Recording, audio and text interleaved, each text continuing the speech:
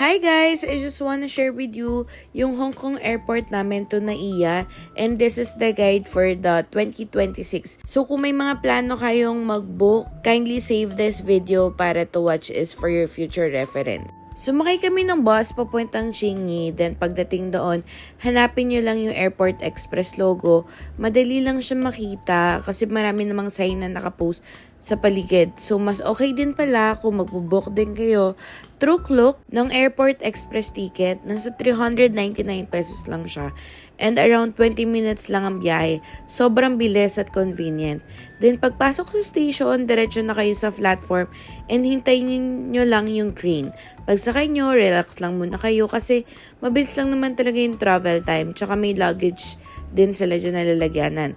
Then pagdating sa airport, hanapin nyo lang yung boarding gate number nyo, double check the flight information sa screen, then after that, proceed na sa immigration and security check. At dapat ihanda nyo na rin yung mga passport at travel documents nyo. Once cleared na okay na, punta na kayo sa airline counter para mag-bag drop ng luggage. Tapos ayun na, ready na kayo for departure and welcome back to Philippines.